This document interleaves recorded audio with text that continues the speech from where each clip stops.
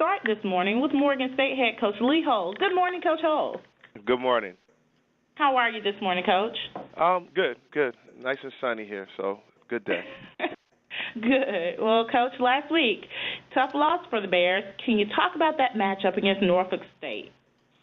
Yeah, it was a tough loss, losing in the last seconds.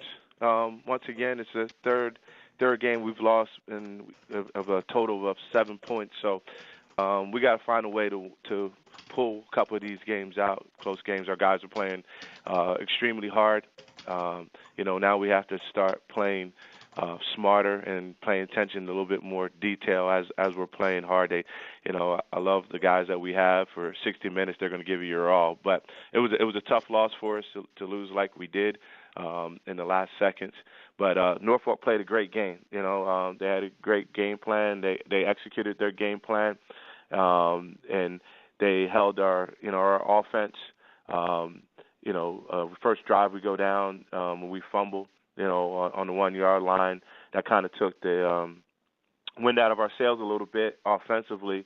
Then, at the end of the third quarter, picking it up and getting our rhythm back, and we scored, 14 unanswered points to take the lead, 14-9. Our defense played great all game long. With 3 minutes left to go, they had Norfolk did a great job. They drove down the field. And for the winning touchdown.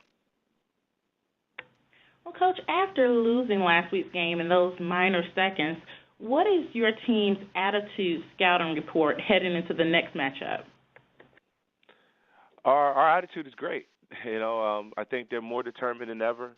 They know what their mistakes were, and we just have to stay focused for 60 minutes.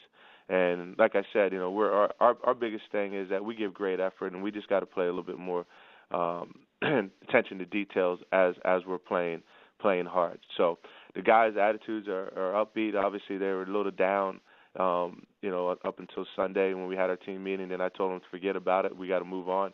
We got FAMU, coming up this week was going to be a tough challenge for us, and we got to get prepared for that game. Speaking of Florida A&M, that is your next opponent. This week you will face the Rattlers in Tallahassee. Talk about the pending matchup.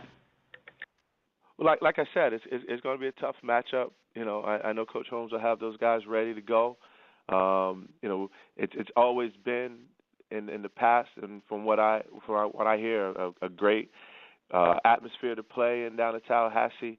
They got a great band, and I know they'll be playing, and they'll have a great crowd, and they'll have those guys pumped up, ready to go. And like I said, Coach Holmes will have those guys, ready to play. So we're just looking forward to going down there and performing, and hopefully, play a 60-minute complete football game. Playing hard and focusing.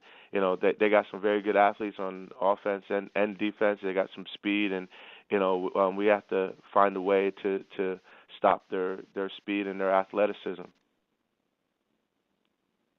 Well, thanks, Coach Holmes. That concludes all of my questions this morning. But if I can ask you to stay on the line for any additional questions from the media.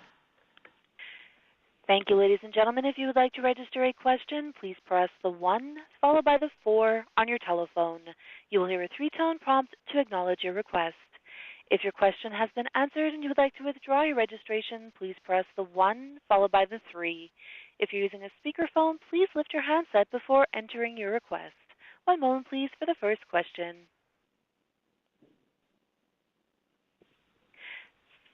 The first question comes from the line of St. Clair Moraine from Tallahassee. Please go ahead. Coach, good morning. How are you? Good morning. How are you doing? I'm doing fine. Real quick, Coach, you've probably been asked this a bazillion times, but I got to ask you. Talk about your first-year experience so far as a head coach. It's been great. There's a lot of ups and downs, as a head coach, but it's been great. It's been a great experience so far. I'm pleased with the administration here. They've been very supportive and trying to give me everything that I need to be successful. The alumni have been great. The fans have been great. Student body has been great in supporting us. And I love my team. they've done a great job of buying into our new system, our new discipline, everything that we've been trying to instill in this program, and it's been a great experience so far. Great. Close games seem to be part of your reputation this early in the season. Does this get heady for you? You're winning them, but can you talk a little bit about that and just how you get a little bit more separation in the final score on your side? Yeah, it's been tough. Our 3 losses have been a combined 7 points, and two of them we have lost in the last seconds of the game. And the first game we had a field goal attempt to try to go in overtime. So the guys are putting in the effort, like I said earlier. Now we have to pay more attention to detail as we play hard. The one thing that I know about my team is they're going to play hard for 60 minutes. Now, again, it's a new offense, new defense, new special teams. So all the little details and little intricacies, of the offense, we have to focus in on to get us over that hump. And the biggest thing that I've been trying to instill in these guys' mind is we talk about trust all the time. You have to trust yourself that you're going to do the right thing. You got to trust your teammates that they're going to do the right thing, going to be in the right spot, and they got to trust the coaches. So a lot of it is just the trust factor right now, and just doing your job. That's all you have to do is just do your job and trust that everybody else will do their job, and we'll be fine. Coach, you seem like you have a pretty confident bunch of guys with the success that you've been having in some areas. You're going against a 0-4 team. Are you concerned about overconfidence here?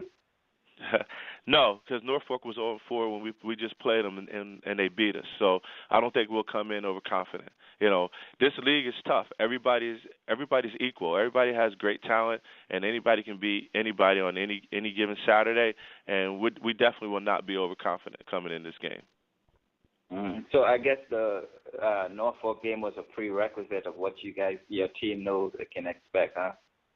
Exactly. We are very humbled. I think we were a little bit overconfident, as a team, and they've learned. This is a learning experience for all of us. Me being the first-time head coach, and our players. They have not been in these type of games and situations before, but you have to be in these type of games to learn how to win. And hopefully, this was a learning experience for us against Norfolk, and we won't let it happen again.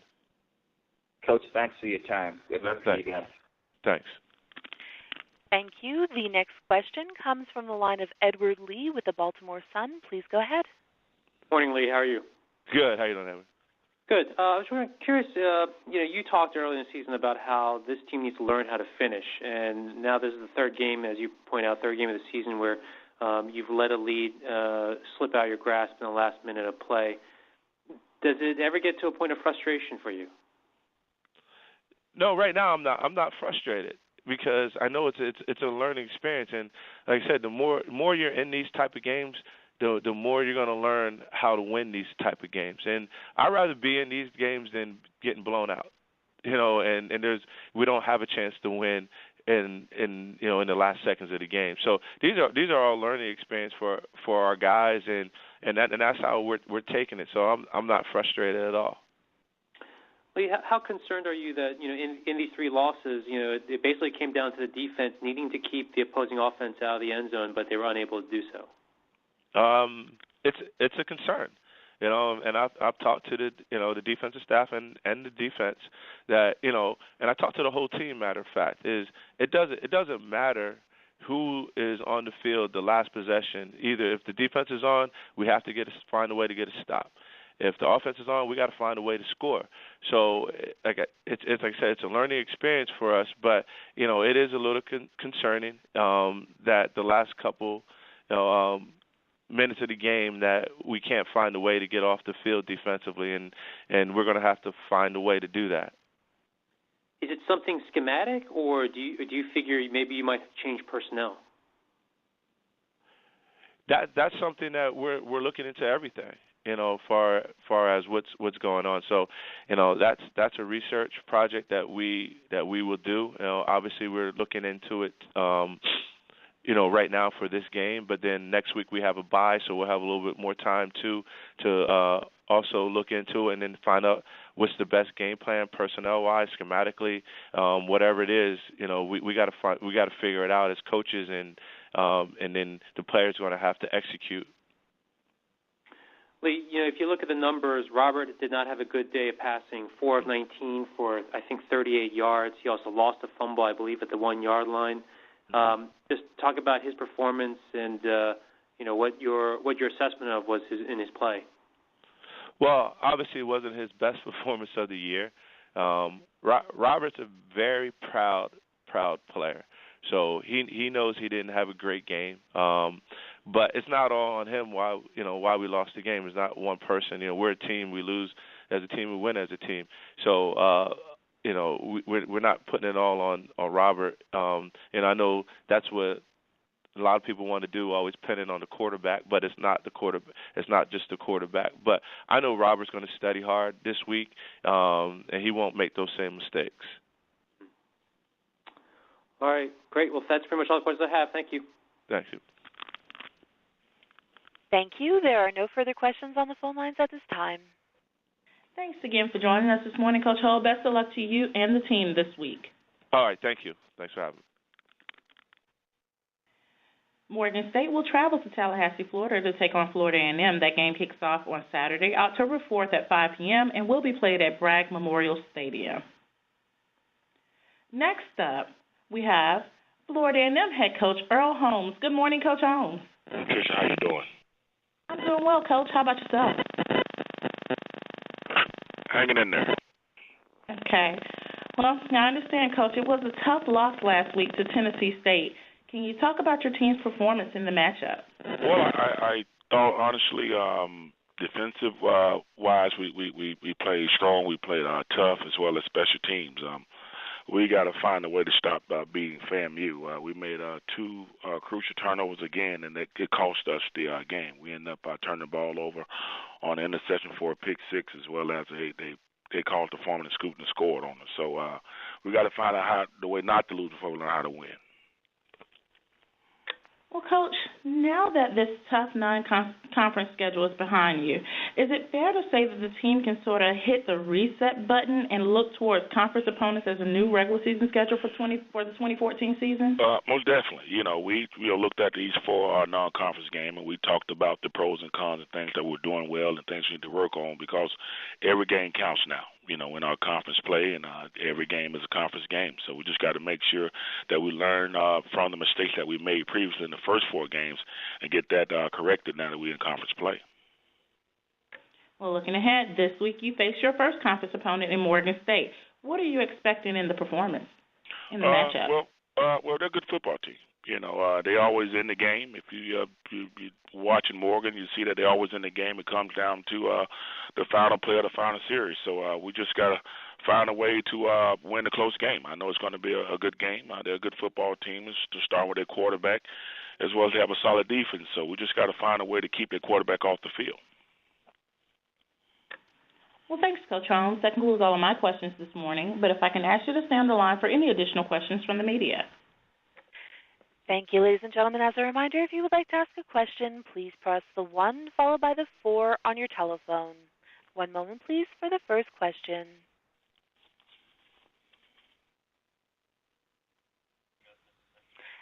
Again, ladies and gentlemen, to ask a question, please press the 1 followed by the 4 on your telephone. The first question comes from the line of Edward Lee with the Baltimore Sun. Please go ahead. Morning, Coach. I was wondering if you could just talk about what's the team's mindset as you guys look for your first win of the season? Well, it's a conference game. Nothing has changed. Everything we wanted and talked about at the beginning of the season, win the championship, it starts now. It's just a conference game. We got, we're going to be up for it, and it's our first a home game, or a second home game rather. But at the same time, it's conference play. So before we look at our record 0-0. Do you get a sense that there's a lot of confidence or optimism among the guys? Well, we just look at it and we believe what we see. It's not about it being too high with the high, being too low with the low. It's just you got to be honest in what you see on film. You correct it and you get the guys going. Again, there's a good football team coming here to play some solid football, and we understand that. They're averaging 260 yards on the ground, so they're a good football team, especially up front with the offensive line. Morgan State's also a defense, though, that has trouble getting off the field on third downs, and they just let Norfolk State get their first win of the season last week. Does that give you confidence that you guys might be able to exploit them a little bit? Well, every game presents a different challenge. It's not about what happened. I'm pretty sure Coach Lee's going to take care of that and get that rectified as far as trying to finish strong in those last drives and things of that nature. So, our mindset is to go in and play rattler football and then try to jump on them and stay on top of them. But, we all have game plans, so it's just a matter of what team can impose their will on their opponent. Obviously, you know about Herb Walker Jr. and just the way he's been able to rush the ball for Morgan State. They have not had that consistent play from quarterback Robert Council. With that in mind, then, do you want to stop the run and force them to try to win the game on Robert Council's arm? Well, they got a 1-2 punch there. Like you talked about, Walker is an excellent running back just as well as Council. He can run as well as he can throw it. So, you got to pick your poison. But right now, if you have to say in order to try to get the W, you got to stop the run. Of course you do. You got guys averaging 260 yards. So you want to make them beat you in the air. If you can do that. But you got to get him. You got to make sure the quarterback is uncomfortable back there because if he's comfortable, he can throw it. He has a very strong arm. But if you get it to a situation where Morgan State has to throw the ball a lot, do you feel comfortable? Well, we'll see. We'll see. At the end of the day, whatever the game plan and whatever challenge presents itself, we just have to be ready to counter whatever they're trying to do. But at the same time, again, they have guys that's capable of putting points on the board. Thank you, Coach. Thank you. There are no further questions on the phone lines at this time. Thanks again for joining us this morning, Coach Holmes. Best of luck to you and the team this week. Thank you very much. Florida A&M will host Morgan State on Saturday, October 4th. The game kicks off at 5 p.m. at Bragg Memorial Stadium in Tallahassee, Florida.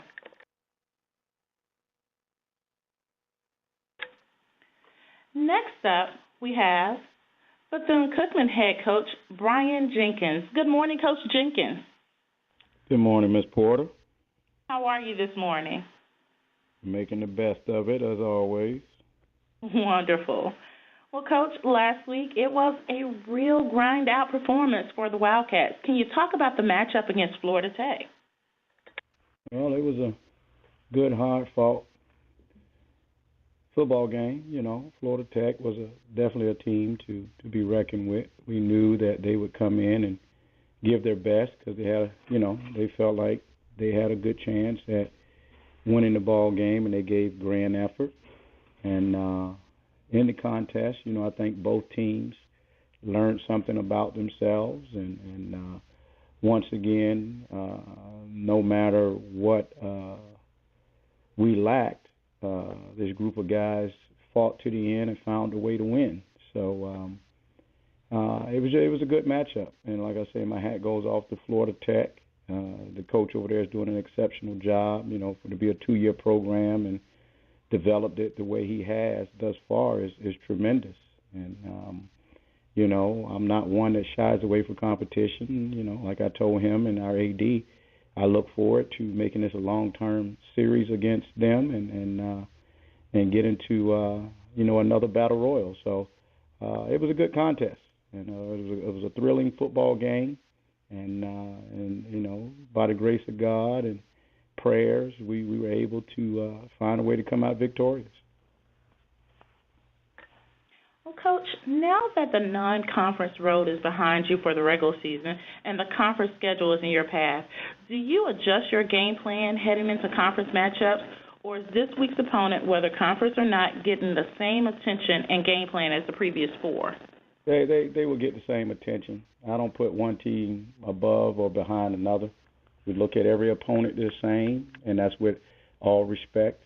And we train for every opponent the same. We prepare for every opponent the same. There's no difference between any of the opponents that we face. We think all the opponents that we face are high caliber teams, regardless of what their record may display. Because the record does not always exemplify the type of effort or the type of talent that's on a team. So, no, we won't make any adjustments. We will stay in our regular routine. We're respecting our next opponent just as well as we have respected all of our opponents. And I'll say again, we look at every team the same, and we look at every team as a high caliber team and opponent that we're going to face. Speaking of that next opponent, you will face Delaware State in that first conference matchup of the season. Can you talk about the game? Well, it's going to be another hard-fought game, which, we're battle-tested, and that's the great thing I think about, this Cookman football team. We're battle-tested. We've been in a lot of heavyweight fights, We've been in a lot of thrillers and Manilas, and just a lot of them, and so it's going to be another one, and we look forward to the opportunity of playing a fine program as Delaware State. I think Coach Blount has done an exceptional job, up there, and there's no doubt about it that they're going to be prepared and ready to play. So we'll be prepared and ready to play and let the chips fall where they may. But the one thing I can guarantee you is that it's definitely going to be another heavyweight fight that we'll be ready for. Well, thanks, Coach Jenkins. That concludes all of my questions this morning. But if I can ask you to stay on the line for any additional questions from the media. Thank you, ladies and gentlemen. As a reminder, if you would like to ask a question, please press the 1 followed by the 4 on your telephone. One moment, please, for the first question. The first question comes from the line of Brent Warnoff with Dayton Beach News Journal. Please go ahead. Hi, Coach. Hey, Brent. What's up? Frank Brown has quickly become a big play receiver. Is this something you guys expected coming in? And what's been making him so special so far? Well, I wouldn't tab Frank as a big play receiver. I think Frank is an opportunist. He's taking advantage of the opportunities that are presenting themselves and being thorough and following through and being productive in his output and his performance. So therefore, he's been able to make plays, and we have that expectation for all of our guys. And just so happened Frank has been the most consistent at it, but we still feel there's other guys who will, step up to the plate and have that type of performance week in and week out. So, but Frank is a young man that works at his craft every day in every way. He takes everything serious.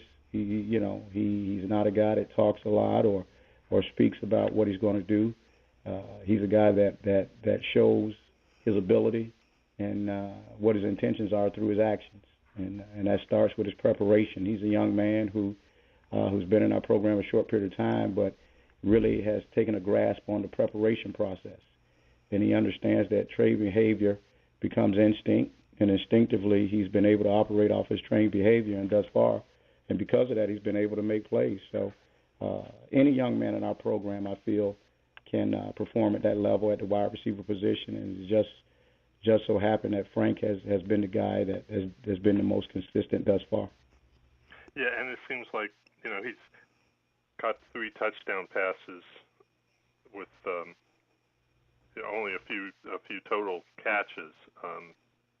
Does he have a relationship there with Quentin, or what is it where he's able to step up in the clutch like that? Well, I think Quentin has a relationship with all of our receivers. That's the one thing that I think is special about Q. He makes sure that he gets in the face of all those guys every day, and they understand what he's seeing, and he understands what they're seeing. And Q is just reading the coverage and delivering the ball, to the open man. And and like I said, Frank has just so happened been the guy. But it's other guys who I feel have made just as important catches or big plays that has helped us, or even better plays. They just were not touchdowns. But I think they were key plays that helped the drive continue or put us in a position to score a touchdown. So I do think Quentin has a special relationship with Frank, as well as all the other receivers as well. So I don't think it's a singled out thing to where he only looks for Frank, when he wants to throw the ball. And I think that's been exemplified by the way we have spread the ball around to many different receivers. Right.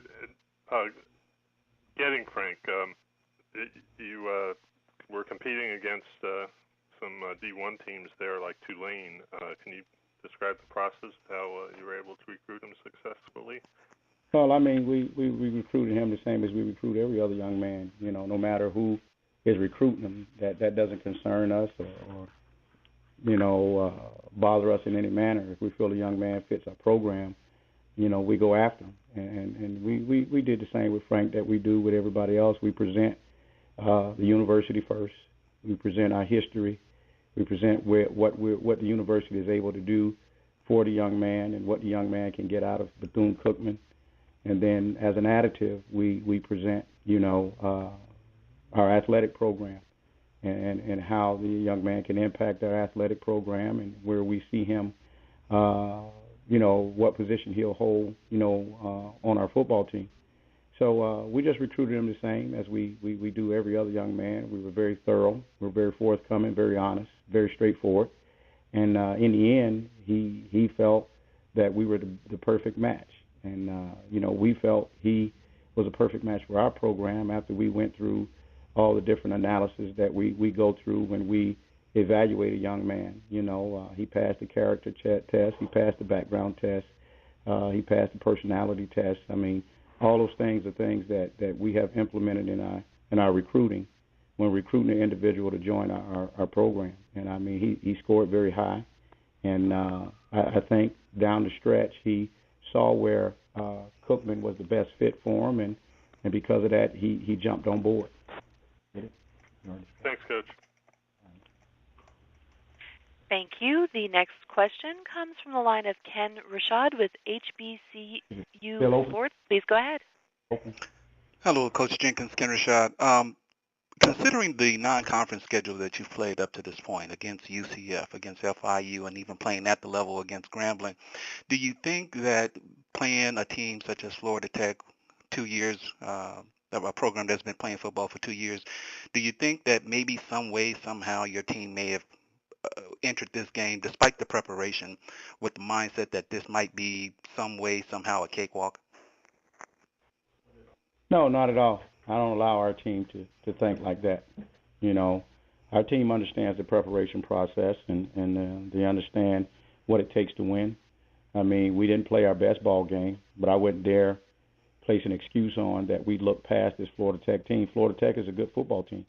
And, the week before they played us, they beat a ranked team in their division. And I think everybody – here's my thing. I think everybody needs to understand this, and I think this is where the football world is missing something. There's not much of a gap, or should I say the gap is closing between the different levels and the different divisions. More and more you see teams like ourselves competing and even defeating higher level teams. And, more and more you see teams at a Division II level competing or defeating teams on our level. So what is happening is that, the gap is closing on all levels. And I tell people this, when the Florida Tech program first developed, I said if they get the right guy in there who can amass amount of talent at that program and they do it right, they're going to be a force to be reckoned with. Well, that has come to be proven. The gentleman down there, the coach, I can't call him by name, so please forgive me, has amassed a large amount of talent from the state of Florida, which is a hotbed, and he's given good direction and discipline and put together a good program, and therefore instantly the program has become competitive. So in knowing that, we as coaches here at Bethune never would allow our team to look past an opponent. Our performance is our performance. We didn't play at a high level, and they played at a higher level, I feel, than we did on Saturday. And you can't make an excuse and say, hey, you look past this team. And I wouldn't dare disrespect that team like that, because I don't want Florida International or any other team to disrespect us and say they look past us. But Florida Tech played a phenomenal ball game. Those kids are coached just like our kids are coached. And they had a great game plan, and they did an exceptional job. And they went toe-to-toe with a championship football team. And in the end, we found a way to come out victorious, but it takes nothing away from them. But, no, we did not look past them. We prepared for them, and I think that's why we were able to come out victorious. We went in the game knowing that it was going to be a dogfight. We didn't go into the game saying it was going to be a cakewalk. I knew that was going to be a resilient team. They exemplified that time and time again on film.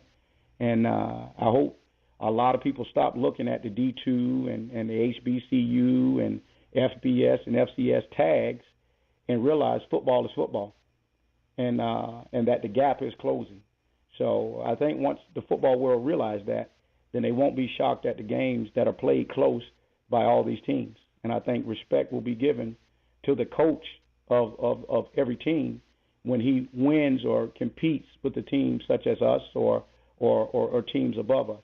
And I just think that has to, that thought process of, they're playing a D2, so it should be a cakewalk, that has to change, because they got football players just like we got football players, and we got football players just like higher level teams have football players. And I think the theory that I'm speaking on has been proven time and time again.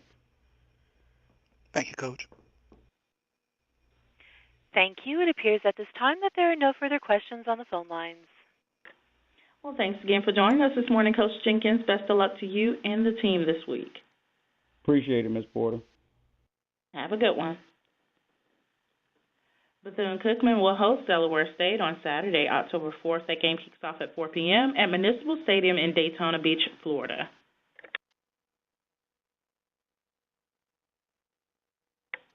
Next up, we have Delaware State head coach Kermit Blount. Good morning, Coach Blount. Hey, good morning. How are you, Patricia? I'm doing well, Coach. How about yourself? Yeah, I'm doing pretty good. Coach, you picked up that victory last week against Savannah State. Can you assess your team's performance in the game? We got off to a really, really good start. I thought our kids played with a lot of energy and a lot of intensity. We knew the importance of that ball game. That was a very important ball game for us. And I thought our kids played well. We still made some mistakes, things that we can clean up in preparation for this week. But we got a win, but it was a short-lived win. Now it's time to get ready for another one, and we got our hands full again this weekend with Bethune. And, we're looking forward to the challenge. Well, speaking of cleaning up, we have spoken a lot about this team's ability to excel in limiting penalties. However, the turnover margin has not been in favor for the Hornets this year. How do you address this area with the team heading into this week's matchup? Well, the one thing that we have to do is read our keys a lot better than we've done over the last couple of weeks. We had a couple of turnovers with interceptions that we had receivers open. We just kind of overthrew it or underthrew it. And, those are things that you just continue to work on and get better as we go. The one thing that I am pleased about is that our guys are still playing very disciplined, and they're getting to a point they're playing discipline with a lot of intensity, and that's the mainstay for us. We want to be physical, we want to be intense, but at the same time we want to play under control, and that's one of the hardest things to teach young men to do. But at the end of the run, it's always a good thing when we can accomplish that. Looking ahead, this week you face the defending conference co-champion Bethune-Cookman Wildcats. Can you talk about this pending matchup? Well, they're at the pinnacle of our conference, and certainly they're where we want to be. And it's going to take every ounce of energy and effort that we have this weekend to go into Daytona and get a win. That's a tremendously tough place to play and win. But at the same time, they play 11 like we do. The 11 we put out there will match up as well as their 11, and it's going to be a great ball game, and it's going to be a good test for us within the conference, and we look forward to that. Well, thanks, Coach Blount. That concludes all of my questions this morning, but if I can ask you to stay on the line for any additional questions from the media. Not a problem. Thank you, ladies and gentlemen. As a reminder, if you would like to ask a question, please press the 1 followed by the 4 on your telephone. One moment, please, for the first question.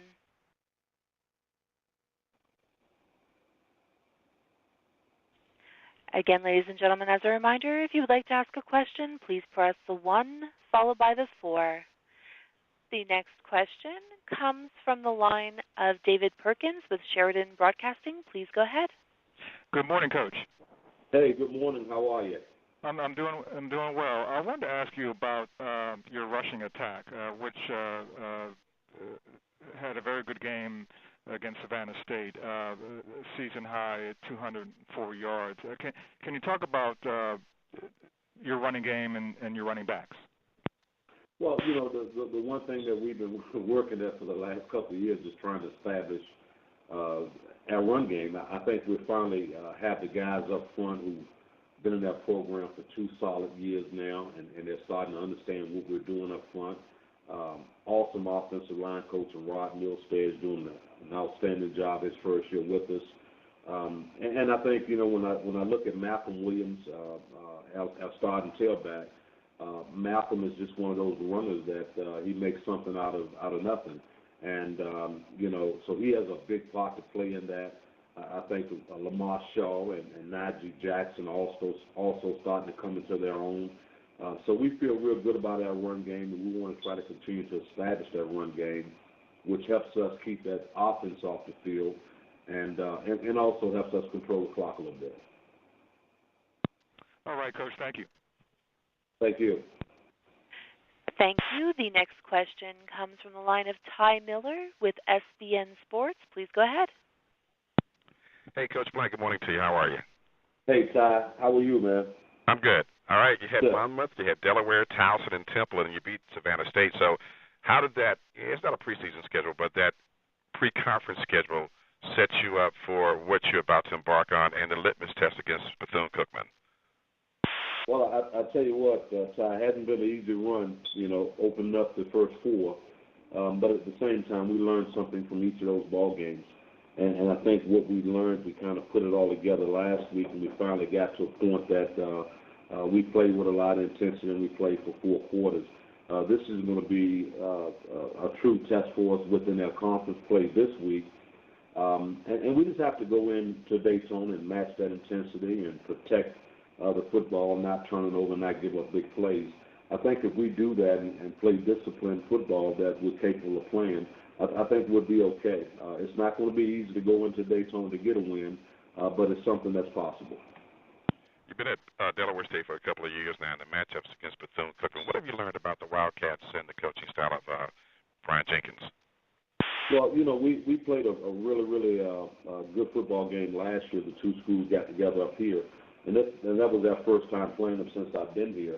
But you know, certainly, you know, they're the team right now at the pinnacle of our conference, and you know, if we want to get to where we really want to get to, it goes through Bethune-Cookman right now, and we just want to make sure that we're ready to play football and try to counter what they want to do, and they like to run the football, and they like to try to hit you with the big play. So certainly, we have to be ready for that. And you talk about those big plays, Coach. How do you set your defense up in terms of guard against those splash plays? Well, you know, if we play position football in our secondary, we can keep the big play off of us, and our linebackers have to be patient and play run to pass and not pass to run to keep the big play off of us. They have a lot of skilled athletes, a very good football team, probably one of the most solid teams in FCS right now. But you know, we can counter that by just playing our style of football, playing patient and being aggressive at the same time. Final question, Coach. Line play is most important when you get into any game. Do you think your defensive line can put pressure on the quarterback because they have shown a tendency to give up sacks now and then? Well, you know, that's something that, you know, we definitely going to attempt to do. We like to put pressure on the quarterback. We like to keep our hands on him. And I think, you know, we have some kids who are really coming around now. Rodney Gunner is our main guy up front, but Gabe Sherrod is playing very well. Will Womack is playing very well. and even their second-tier guys, Jamal Douglas, those guys are playing really, really well up front. They're playing with a lot of confidence, and they've been through the tough wars with the Temples and the UDs and the Towson. So, they feel real good about what we're doing. Yeah, Coach, one more thing. Also, I'm not sure what the temperature is going to be down in Daytona this weekend, but normally around this time of year it's hot still, and they like to control that clock. So, in terms of conditioning, how conditioned are your players for this time of year in terms of playing in the hot sun? Well, realistically, Ty, that's the only thing my staff let me do. They let me condition, and I stick my nose into the offense and defense and special teams a little bit. But I think we're in really, really good shape right now. Our kids will be up for the task. And, certainly the weather change is going to be something for us to prepare for. And that's what we've been doing all week, trying to hydrate our players, getting them mentally prepared for the heat. But at the same time, it still boils down to us going in and playing great football. Hey, Coach, good luck this weekend. Thanks, Ty. Appreciate it, man. Thank you, and it appears that there are no further questions on the phone lines at this time. Thanks again for joining us this morning, Coach Blount. Best of luck to you and the team this week. Thank you, Patricia. You have a great week, okay? You too. Okay. Delaware State will travel to Daytona Beach, Florida to take on Bethune-Cookman. That game kicks off Saturday, October 4th at 4 p.m. and will be played at Municipal Stadium. Next up, we have Howard University head coach Gary Harrell. Good morning, Coach Harrell. Good morning, Patricia. How are you this morning, Coach? Doing good. How about yourself? I'm doing well. Just got a little choked up, but I'm doing fine. Well, Coach, it was another tough battle for the Bison last week. Unfortunately, you did come up short for the win. Can you talk a little bit about the matchup against North Carolina A&T? Good team, good football team, North Carolina A&T. I think they have a team that possesses a lot of speed, big play capabilities. Coach Broadway and his staff do a great job as far as using their strength to win ball games. And, they came out performing well. They came to Washington, D.C. and was able to pull out a win. We came out, we started fast on offense, went up 7-0 at the beginning, and kind of fell apart during the second quarter with a lot of mistakes and missed tackles and gave up too many big plays. So it's the third time in a week that we had to fight back from a 14-point deficit. And we closed the cushion. We closed that gap to a one-possession score. But, we just have to get better as far as, once again, the same situation with third down situations. On defense, offense, we're moving the ball, we're scoring, but we're just not making the necessary plays. We had two opportunities to score touchdowns. We missed those opportunities with the wide receivers, one with the wide receiver, one with the running back. We had an interception return for a touchdown, so we just got to make sure we keep fighting. The good thing about a team, they still fighting, they still believe in each other, they still trying to win ball games, and we just got to find ways around getting the penalties in crucial situations and catch the ball from a great quarterback like Greg McGee, who's doing an outstanding job. But the guys around him has to give him help. They got to catch the football, and we got to get going with the running game, get more physical up front. So we right now are reaching that half point of the season. We have 7 more games remaining, and like I said, we still feel good about what we have considering the injuries that we do have. But we still have some guys on the roster that we feel like can go out and win ball games. Well, Coach, continuing to fight and with 7 games remaining, with 2 conference losses now under your belt and the conference parity as tight as it is it time for concern regarding the remaining conference schedule this year? Well, the time is always concerned when you have one loss. You have teams in this conference that are able to go undefeated. It's been shown the past 2 or 3 years. So I explain it to my guys. When you get 2 losses, you push yourself further away from that goal. But that don't mean that we stop fighting, stop shooting for that ultimate goal. We have to do our part. We run the table and finish 7-4. We just let everything around us fall where they fall. If the teams do well and go undefeated or lose one game, then they deserve to be champions. But we still want to give ourselves an opportunity to be in those conversations, or give ourselves an opportunity to be in the race come November. So we have to do our part. So we'll take it one game at a time as we go through these 7 games and just be focused. And as we go, we'll continue to get better and better and not tend to watch what's going on around us. We have to do our part. We have to take care of some in-house issues as a team and find a way to continue to play for 4 quarters. So we have yet to do that, and that's my goal, is to get this team to play better. We got better in certain areas. We tackled better this week. We made some plays on offense, got some turnovers on defense. Special teams played much better, so we're getting better in certain areas. But we have a lot of babies, and it's time for them to continue to grow, and it's a good thing. So now they get a chance to get the experience that desperately needed. You know, we got a lot of veteran guys down, but guys behind them, these guys are the future, and they give us an opportunity to develop them into the type of football that we want them to become. Well, Coach, that next opportunity will be this week as you face North Carolina Central. What are your thoughts regarding this matchup? We look forward to the matchup once again. It's just MEAC time, and it's to me, it's the most exciting part of the season to go through these games, and you go in to take care of your business, and after the game, you want to see how other teams perform. So this is the best time for me as a coach. But we're coming into North Carolina Central, their home game, and they have a great following. I'm sure the stand's going to be filled. I think it's going to be a great environment, and we have to go in and just do our part. Coach Mack and the staff do a great job with that team. They have some talent. They have a quarterback they have 2 quarterbacks, I feel like, that can hurt you. Of course, they have a good running game. They play great special teams. So we have to go in and just be understanding that we, once again, just play our game. We feel like if we do what we do best, then we'll be fine.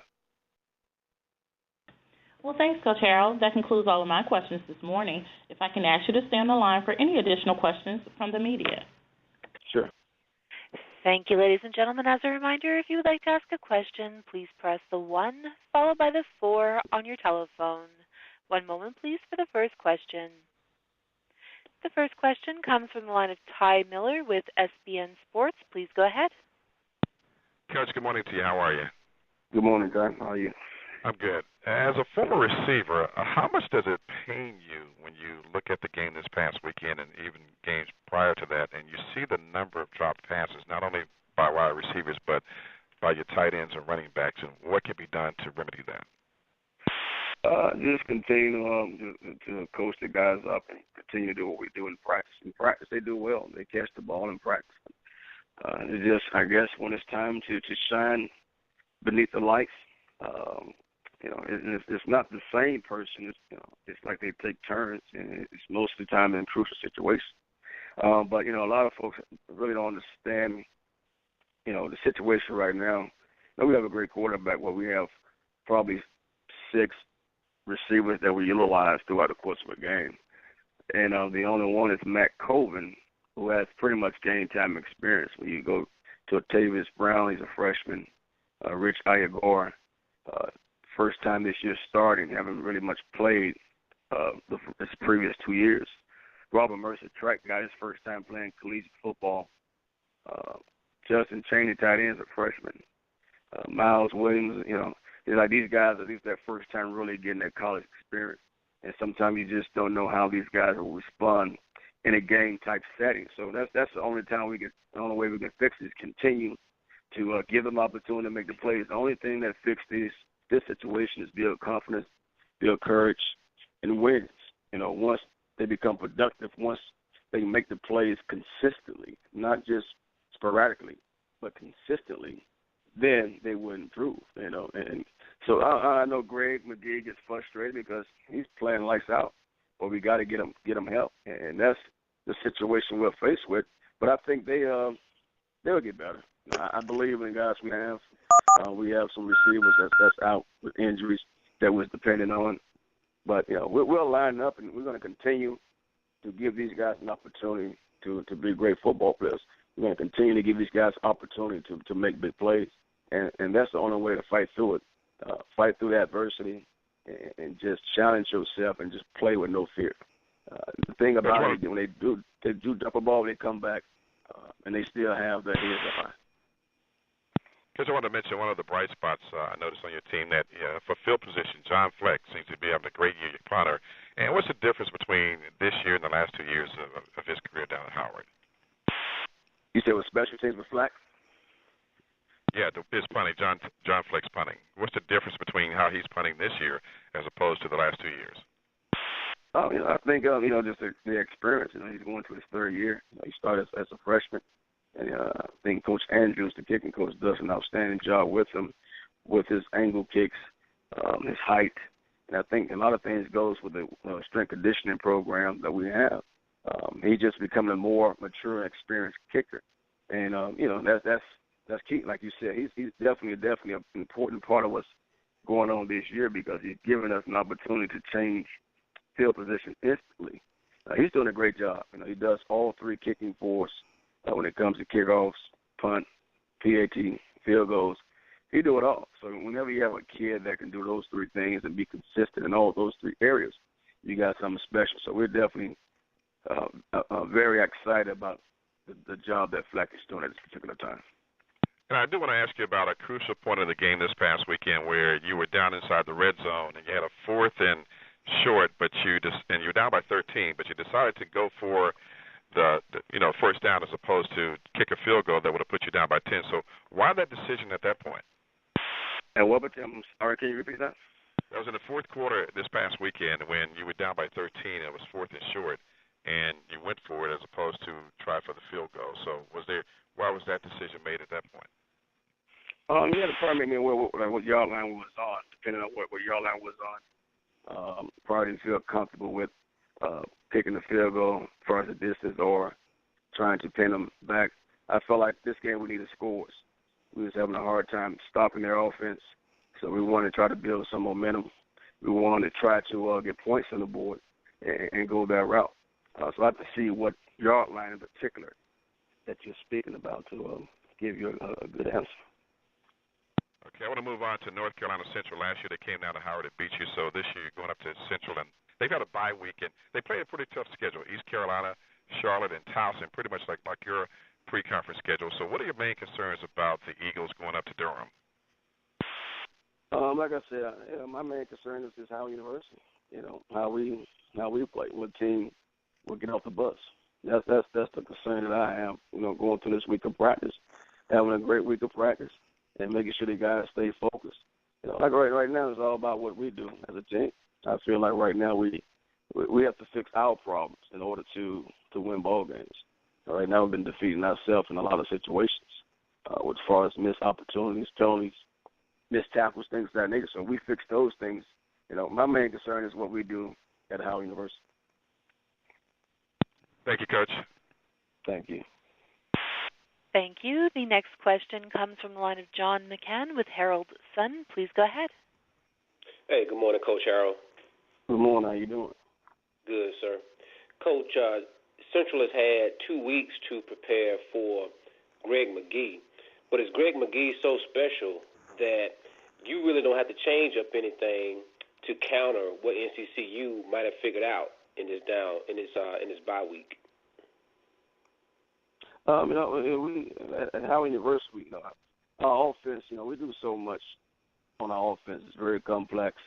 So we really don't change our offense from week to week. We'll find plays that we feel like will be best against our opponents. And we practice those plays throughout the year. So the offense never really changed. We believe in the scheme that we run. We believe in our philosophy. So the offense won't change dramatically. And I think they do some good things on defense and coverage-wise and up with the front and some of their blitz and pressures. So we just go throughout the week and see what they do.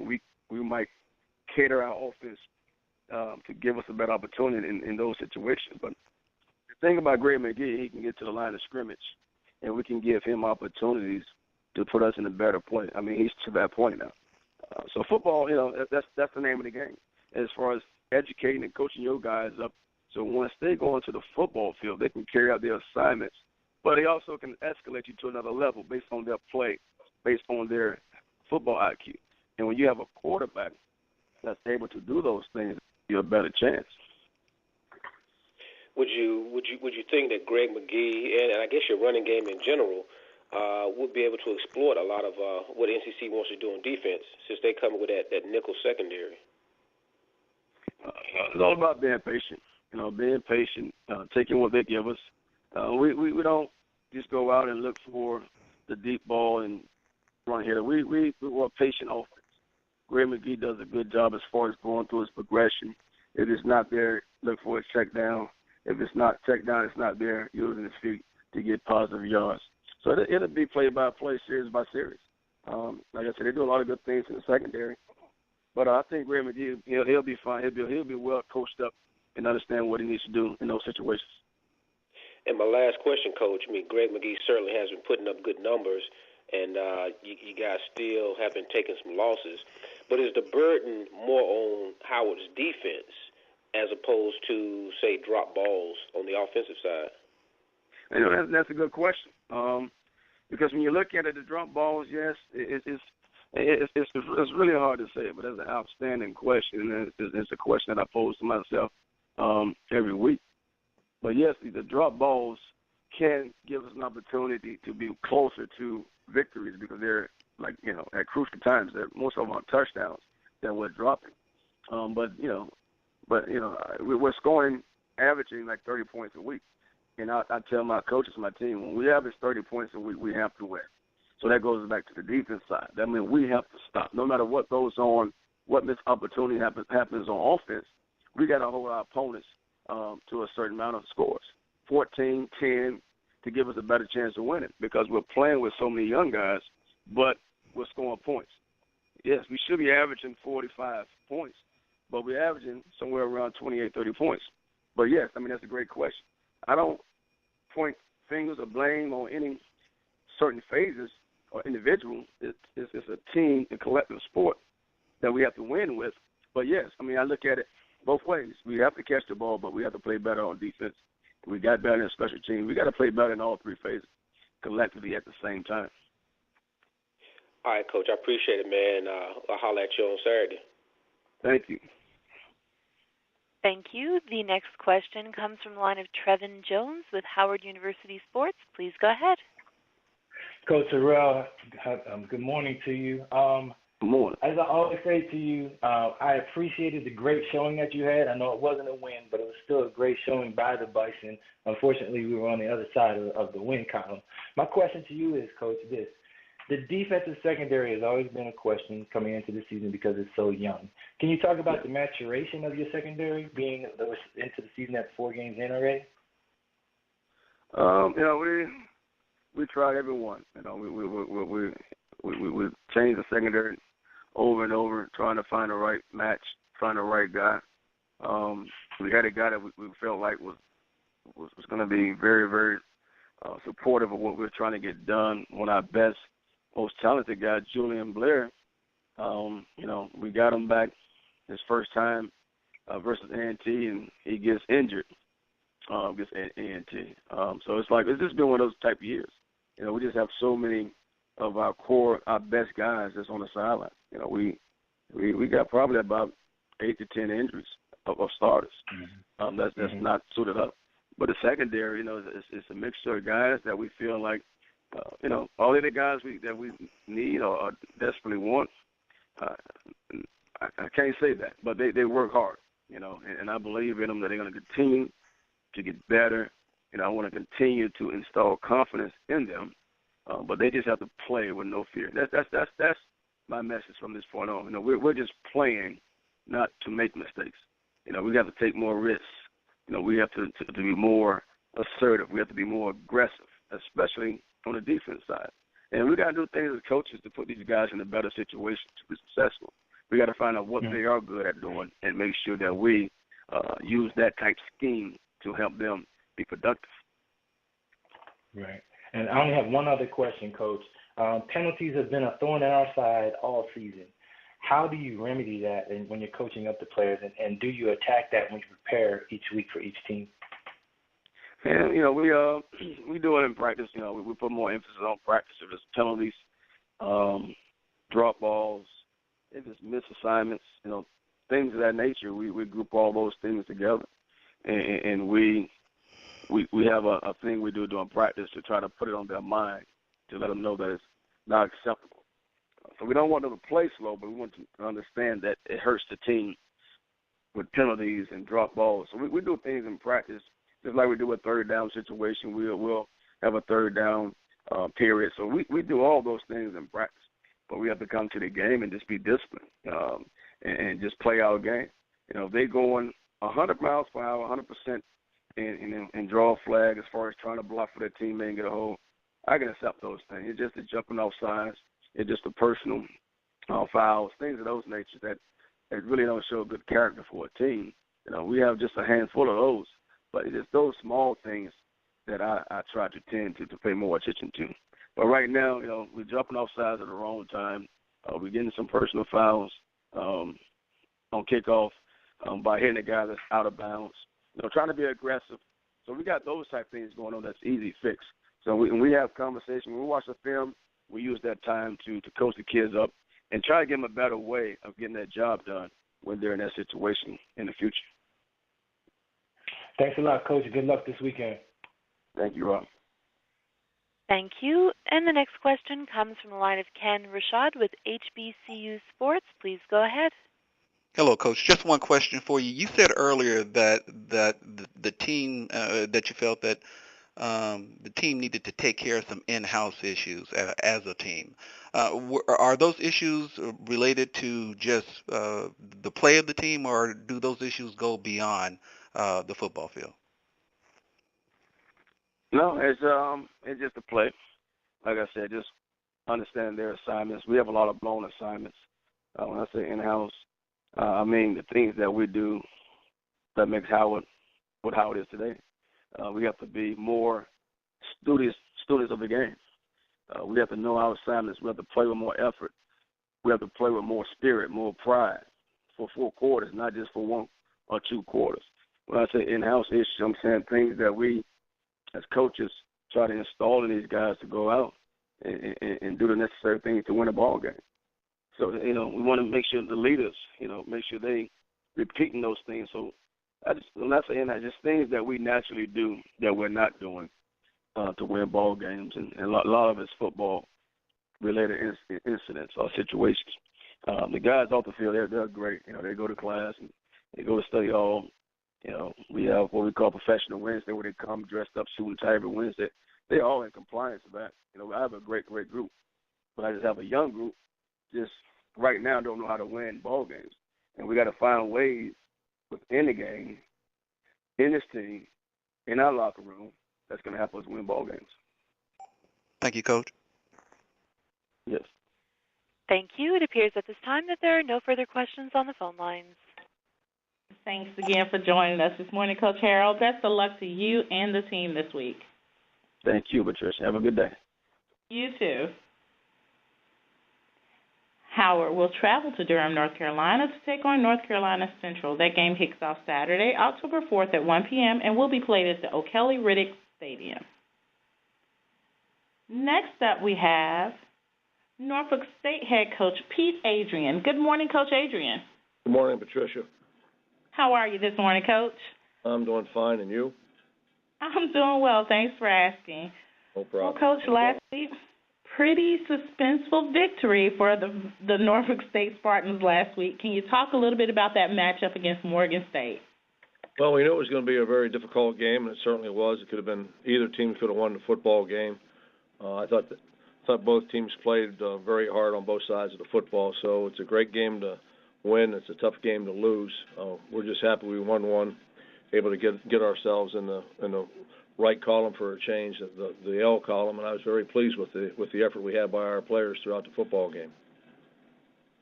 Well, Coach, pulling out a victory such as that can always bring to the forefront a lot of emotion and sometimes can knock teams out of focus. As head coach, what do you say to the players to get them refocused on the next matchup? Well, it was a big win. We just pointed back to the Maine game, which was the first game of the year. We were kind of in the same situation. We were down inside the 10-yard line with the first down, and we didn't score. And the fact that we were able to score this time, I think, just shows where we're developing and the players with the never say die attitude. But one thing we've always done is that game's behind us now, and all our focus will go on to Savannah State. Well, as you mentioned, this week it is Savannah State as your next opponent. Can you talk about this pending game? Well, first of all, it's homecoming game, which is always a tough place to play at because have the biggest crowd of the year, and it'll be an exciting place to play at. And I'm sure the players will be excited to play in front of a big crowd for both teams, and should be a fine matchup. I mean, they're throwing the ball all over the lot as they have been doing, and makes it very difficult to defend.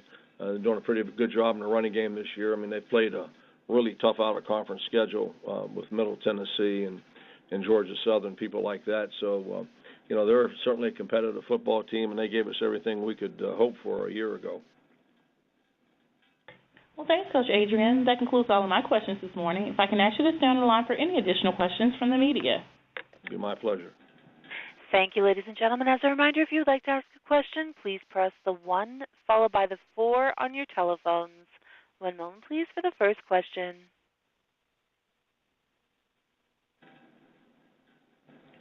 Again, ladies and gentlemen, to ask a question, please press the 1 followed by the 4. The first question comes from the line of Ronald Shields with Tigers Roar. Please go ahead. Good morning, Coach. Morning. This week is homecoming for Savannah State. What are some of the things you're going to look to do to get them out of their element early? You guys ran the football pretty good last week, and Savannah State has had some problems stopping the runs this season. Is that something you're going to implement this game plan to put an extra focus on? Yeah, I mean, that's, we try to run the ball every week, and we'll do the same thing like that. We'll just have to try to make sure that we stay ourselves in control, don't let the crowd bother us, and go out and just try to play hard for 60 minutes, and hopefully things can take care of itself. All right. That's all I got for you, Coach. Thanks. Thank you. It appears that there are no questions on the phone lines at this time. Well, thanks again for joining us this morning, Coach Adrian. Best of luck to you and the team this week. Thank you. Norfolk State will travel to Savannah, Georgia to take on Savannah State. That game kicks off Saturday, October 4th at 1 p.m. and will be played at the Ted A. Wright Stadium. Next up, we have Hampton head coach Connell Maynor. Good morning, Coach Maynor. Good morning. How you doing? Peace. I'm doing well, Coach. How about yourself? Hanging in there. Tough week. I understand, Coach. Well, it was not the finish that you would have liked. Can you talk a little bit about that matchup against South Carolina State? Yeah, it was a great matchup. It was a great football game. Came right down to the fourth quarter, the last 4 minutes of the game, and we had a couple opportunities down there late and didn't execute, and then we missed a short field goal and kind of swung the momentum, and those guys drove down and scored on us, and then we got a good kickoff return and got it to like the 40 and had a couple of plays and wound up throwing an interception on the last play. So, the guys fought hard. They competed for 60 minutes. Take our hats off to South Carolina State and Buddy Pugh. He had his team ready to play, and, they didn't quit. And, neither did we. They just made a couple more plays than we did, and they wound up with a W. So, but I'm proud of the way our guys fought. Well, Coach, last week we talked a lot about a balanced attack with the Pirates showing a strong passing game in its first few games. Then you guys responded with Jordan Washington with 176 yards on the ground on 18 attempts last week. Can you talk about the strength of his run game and what he means to the offensive game plan? Oh, he means everything. He's a dual threat guy. You can throw it to him. He runs good routes. He's good out the backfield.